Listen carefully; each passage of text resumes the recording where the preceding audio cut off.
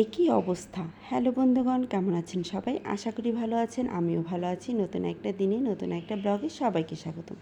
আশা করি ব্লগটা ভালো লাগবে। ভালো লাগলে লাইক কমেন্ট শেয়ার দিয়ে পাশে থাকবেন। আর যারা প্রতিদিন আমার ভিডিও দেখেন, ভিডিওতে লাইক করেন, কমেন্টস করেন, তাদেরকে অনেক অনেক ধন্যবাদ। উপরের তলায় থাকি, তাই নিচে কি হয় কিছুই বলতে পারি না, জানিও না।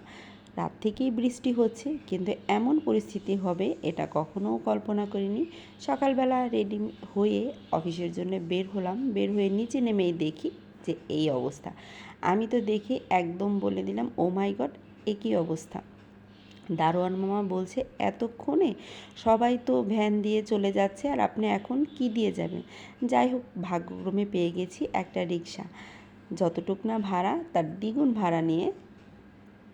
ভাড়া করে আমি এখন যাচ্ছি এই যে অফিসে। দেখুন কি অবস্থা, একটা ভ্যান প্রায় ডুবে ডুবে যাওয়া অবস্থা। আমি যখন বের হয়েছি তখন 9:30টার মতো বাজে, যা আরও বুঝি জল কমে গেছে। এতক্ষণ বুঝি একটা ভ্যান টোটালি ডুবে গেছে, এরকম জল ছিল। তারপর দারোয়ান মামা বলল যে এতটুক জল দেখছেন, আরও জল ছিল, একদম ভ্যান ট্যান যা ছিল সব ডুবে যাচ্ছিল। আপনি যাওয়ার সময় দেখবেন আপনার পা সব ভিজে যাবে রিকশায় চড়েও। কিন্তু না, আমার জিনিসটা হয়নি, পা ভেজেনি, রিকশার ওপরের অংশটুকু শুধু ভিজেছে, আমার পা একদমই ভিজেনি, আমি ওপরে তুলে নিয়েছি। দেখুন কি অবস্থা, আমি কল্পনাও করতে পারিনি যে এরকম অবস্থা হবে। কি আর করা, যেই পরিস্থিতি হোক, যেভাবেই হোক, যেমনই হোক, অফিসে তো যেতেই হবে। যত ঝড় আসুক, যত বৃষ্টি আসুক, অফিস কি আর সে কথা মানবে?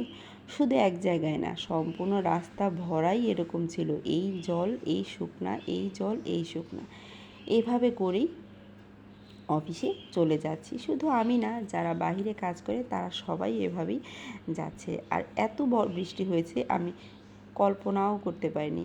বৃষ্টি হয়েছে ঠিক আছে, কিন্তু এরকম বৃষ্টি হবে আমি ভাবতেও পারিনি। আসলে এক এক অঞ্চলে এক এক জায়গায় দেখা যায় কি, বন্যার সময় শুধু বন্যা হয়, কিন্তু এই যে ঢাকা শহর, হালকা একটু বৃষ্টি হলেই মানুষ বন্যাটা উপভোগ করে। একটু বৃষ্টি হলেই দেখা যায় রাস্তাঘাট একদম জলে থই থই করে। বন্যার থেকে কম কী পরিমাণ জল আপনারা দেখতেই পারছেন। কেউ রিক্সা দিয়ে যাচ্ছে, কেউ যারা আশেপাশে যাচ্ছে তারা হেঁটেই যাচ্ছে, এভাবেই জীবনযাপন করছে, রাস্তা পারাপার করছে।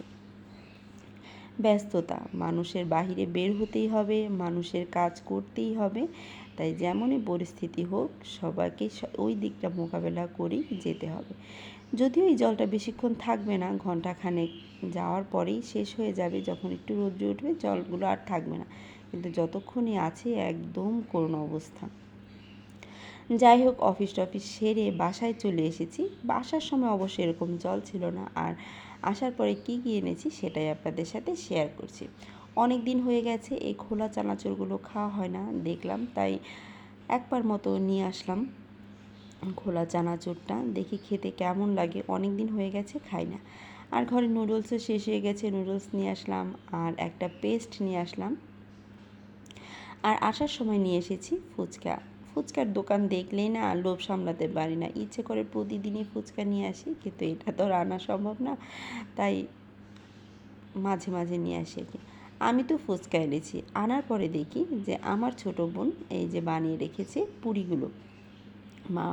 বোন বলছে, তুই পুরি ফুচকা এনেছিস আর বানিয়ে রেখেছি এদিকে হলো পুরি। যাই হোক, কী আর করার, দুইটাই খেতে হবে। আগে খেয়ে নিলাম হলো পুরিগুলো খেতে কিন্তু খুব টেস্ট হয়েছে।